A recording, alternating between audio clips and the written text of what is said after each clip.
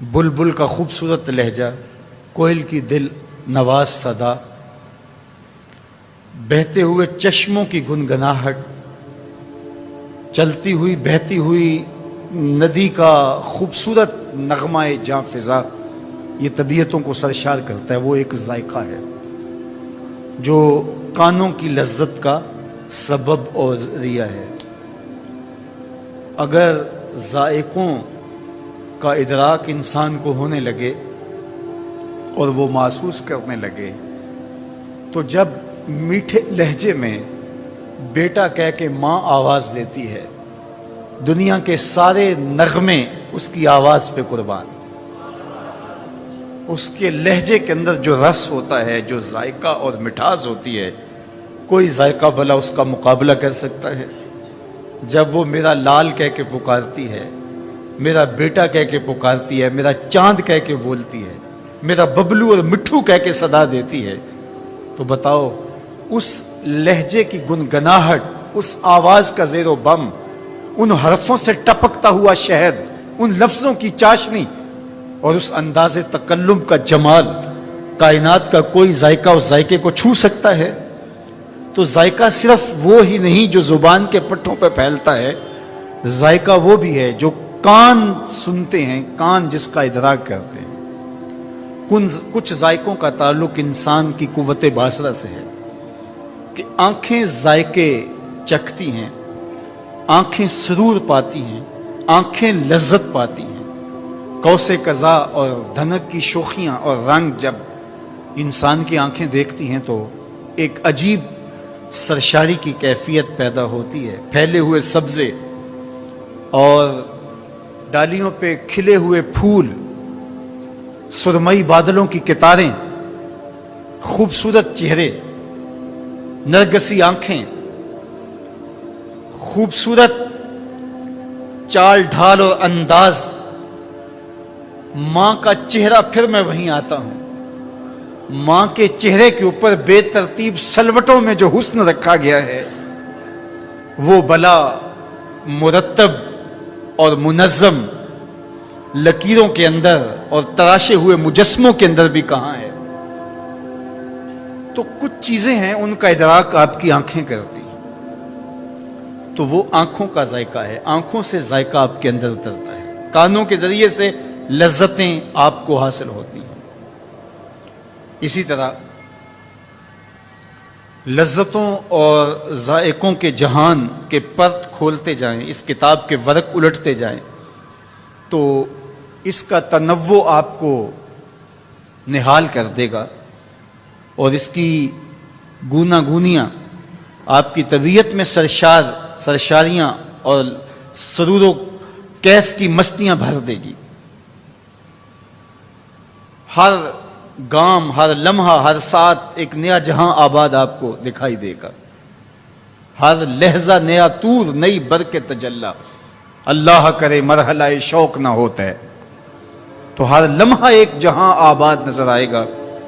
کہکشاؤں کی دنیا ہے، ستاروں بھرا آسمان ہے، پھولوں سے سجا صحن چمن ہے، جھیل کی بچھی ہوئی خوبصورت آنکھیں ہیں، گنگناتے ہوئے نغمے ہیں، قطار در قطار صنوبر کے اشجار کا حسن اور جمال ہے، رنگا رنگ پھولوں کی قطاریں اور رنگا رنگ پرندوں کے خوبصورت لہجے اور ان کا جمال اور ان کی صوبری اور ان کی صوتی خوبصورتیاں آپ کی طبیعتوں کے اندر سرشاریوں کی کائنات آباد کر دیتی ہیں۔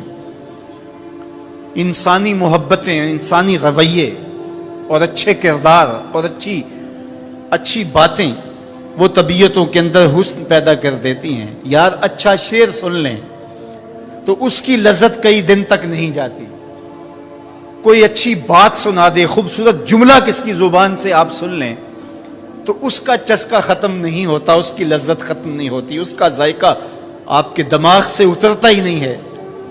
تو ذائقے تو صرف زبان پہ ہی نہیں ہیں، بلکہ ذائقوں کی کائنات بہت وسیع ہے، اور مختلف چیزوں کے ذائقے مختلف طرح سے محسوس کیے جاتے ہیں، ان کا ادراک ہوتا ہے۔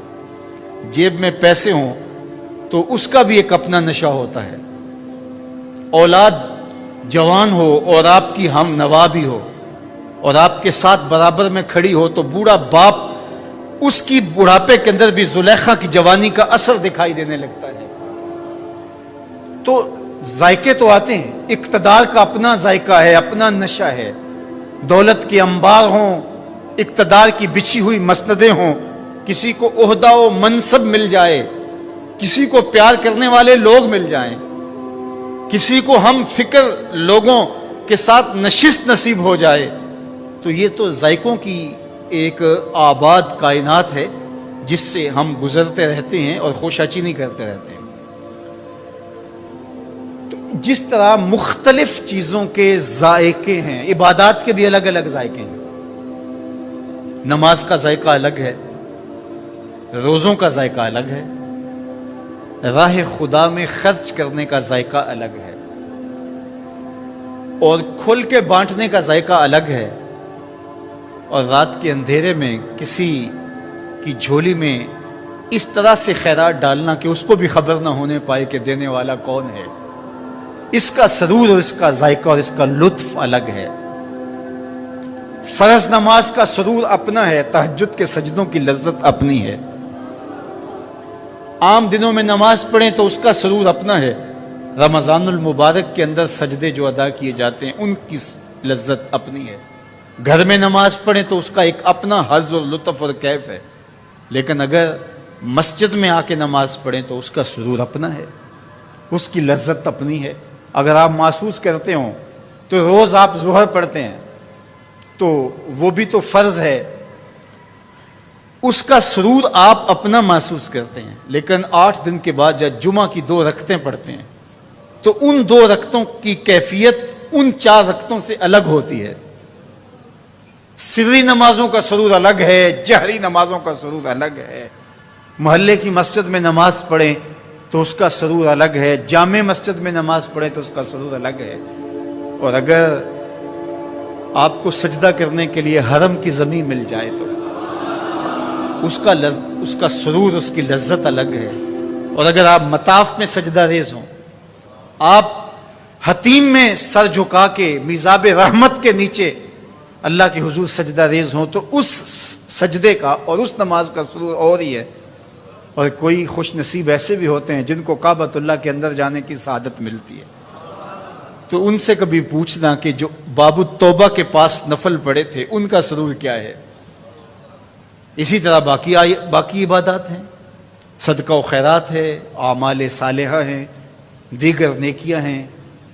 روزے کا سرور ہے، روزہ رکھنے کا، سحری کا ایک اپنا الگ لطف ہوتا ہے. افطار کے لمحوں کا سرور الگ ہوتا ہے. پھر افطار گھر بیٹھ کے بچوں میں ماں کے درمیان کرتے ہیں تو اس کا مزہ الگ ہوتا ہے. دوستوں میں کریں تو اس کا ایک اپنا کیف ہوتا ہے. آپ حلقہ صالحین میں بیٹھ جائیں، نیک لوگوں میں آ کے کسی جگہ پہ آپ کو افطار کے لمحے مل جائیں تو اس کا سرور اور اس کی لذت ایک الگ ہوتی ہے.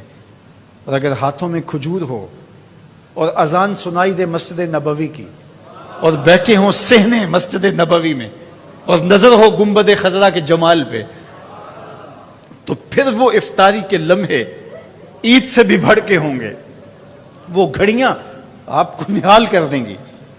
تو ہر عبادت کا، ہر نماز کا، ہر چیز کا ایک ذائقہ ہے، ایک لذت ہے، ایک طعم ہے. لیکن اگر زبان کے اوپر پھیلے ہوئے پٹھوں پر